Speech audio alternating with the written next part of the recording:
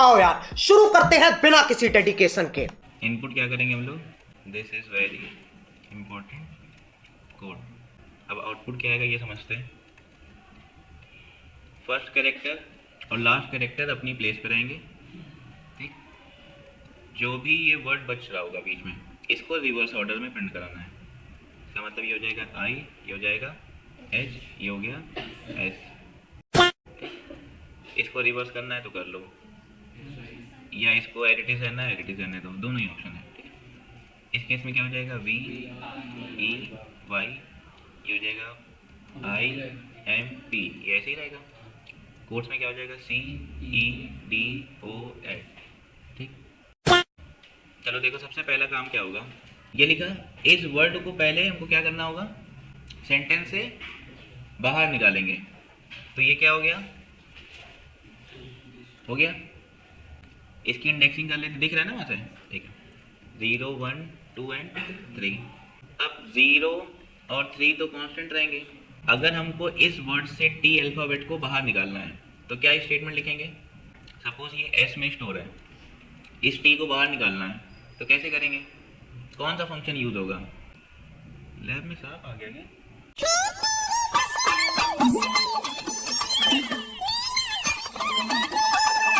अरे carat function use होगा ना।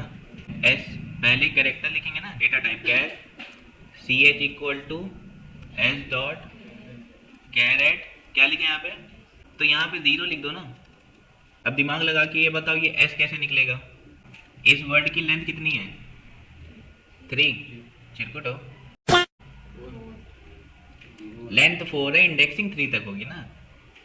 तो अब यहाँ पे क्या लिखें एस को बाहर निकालने के लिए, care C H equal to S dot caret तो लिखेंगे। कैरेट का मतलब होता है कि कैरेक्टर को वर्ड से निकालना।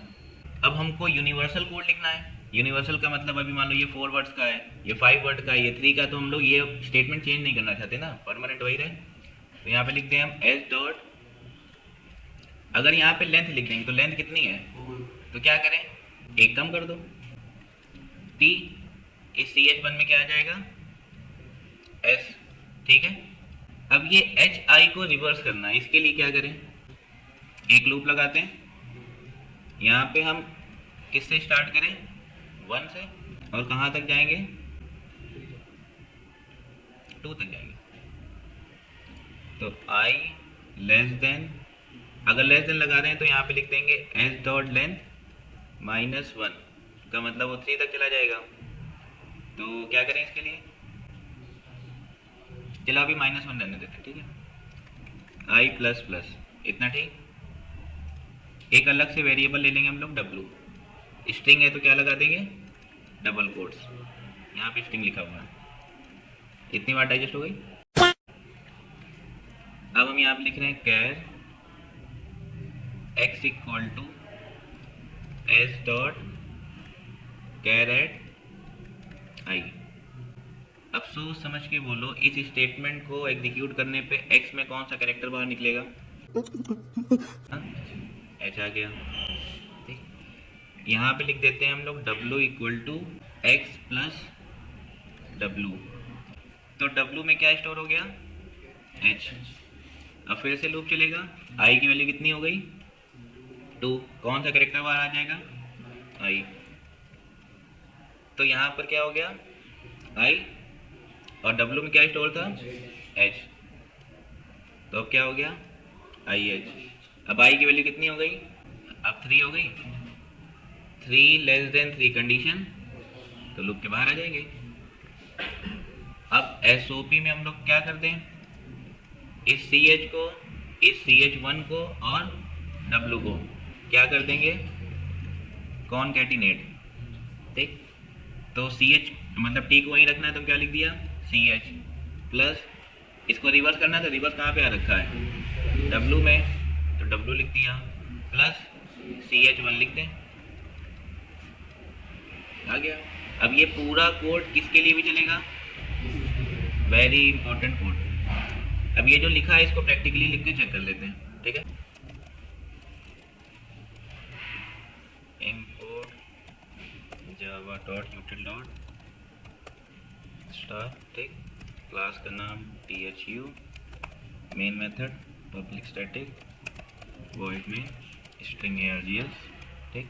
सेंटेंस इनपुट कराना है तो scanner S C equal to new scanner system dot in, एक मैसेज दे देते हैं, enter sentence string S equal to S C dot next line, ये जिसमें वर्ड इनपुट होगा। अब हम लोग को एक खाली वर्ड लेना था, ब्लैंक W ना, तो उसको लिख देते हैं string W equal to double quotes, clear, सही है। सेंटेंस से वर्ड को एक्सट्रैक्ट करना था तो उसके लिए एक लूप लगाते हैं, for int i equal to 0, i less than s dot length -1 नहीं, वो अपने आप एक कम ही चलेगा अभी, ठीक है। i plus plus char ch equal to, ये वो कोड लिख रहे हैं जो वहाँ पर नहीं लिखा था, वर्ड को पहले निकालना है, ठीक है। तो s dot char at i sorry if ch not equal to space अगर है तो यहाँ पे क्या लिख देंगे, w equal to w plus ch।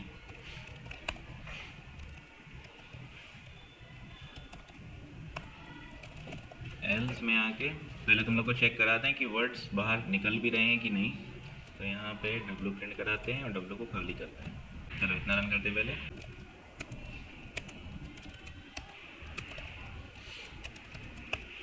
ठीक है, सारे वर्ड बाहर निकल रहे हैं। दिस वर्ड से t और s को बाहर निकाल लें। अभी लॉन्ग मेथड ही करते हैं, वरना ये डायरेक्टली SOP में भी लिख सकते हैं, बट तुम लोग के लिए लिखते हैं ऐसे, C1 C2 कर लेते हैं, ठीक है। तो w डॉट कैरेट 0, ठीक, इससे t बाहर आ गया।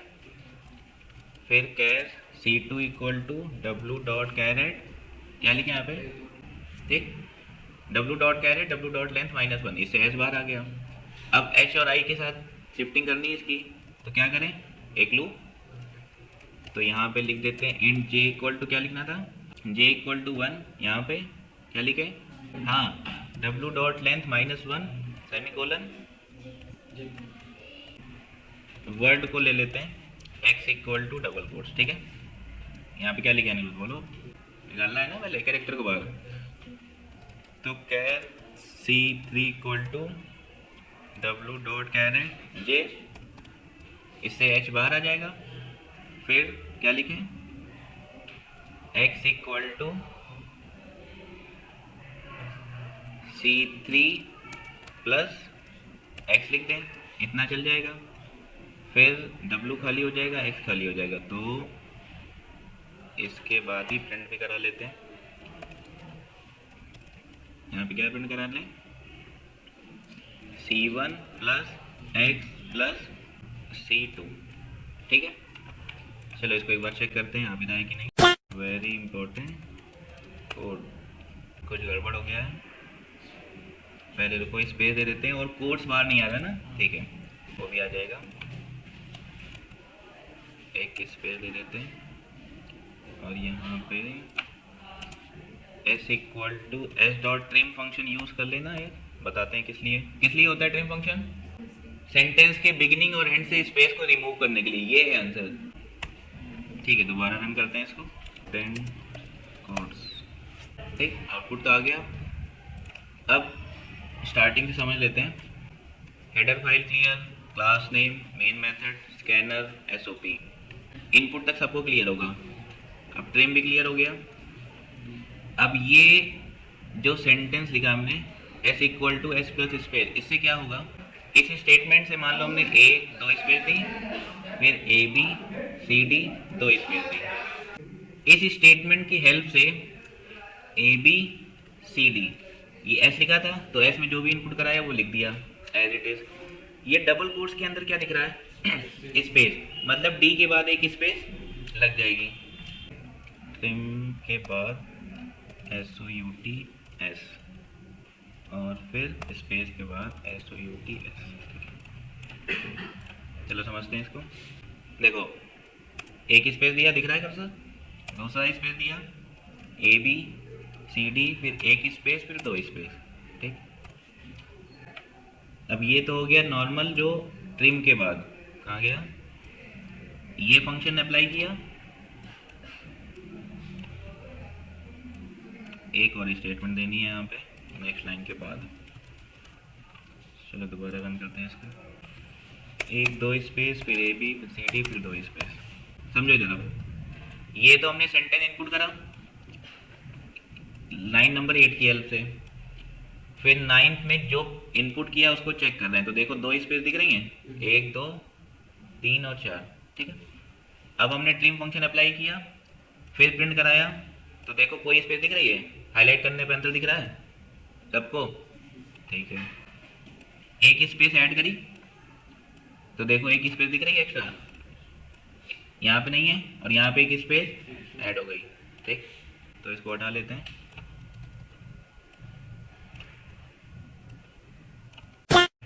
ठीक है, अभी स्टार्ट करते हैं। देखो ये वर्ड इनपुट कर लिया हमने, 0 1 2 एंड 3। आई की वैल्यू 0, कंडीशन इंक्रीमेंट नहीं होगा, ब्लॉक के अंदर आ गए।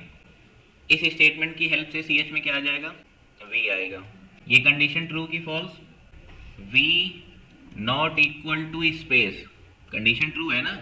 W में क्या था प्रिया, एम्प्टी था, मतलब ऊपर डिक्लेयर करा था ना हमने, कुछ नहीं अभी इसमें। तो W प्लस CH करने पे W में क्या आ गया, I की वैल्यू कितनी हो जाएगी 1। फिर से कंडीशन इंक्रीमेंट, वैसे तो हो गया अभी, यहाँ पर आए, इससे क्या निकल के आ जाएगा, आ जाए E आ गया। फिर से कंडीशन ब्लॉक के अंदर आएंगे तो अब क्या हो जाएगा, V E, ऐसे चलता रहेगा। तो V E R Y आ गया, तो 2 3। अब वैल्यू कितनी हुई, अब CH में क्या आ जाएगा यूजर, स्पेस है तो स्पेस आया। अब space not equal to space condition, तो कहाँ पे आ जाएंगे, अब एल्स में आ गए।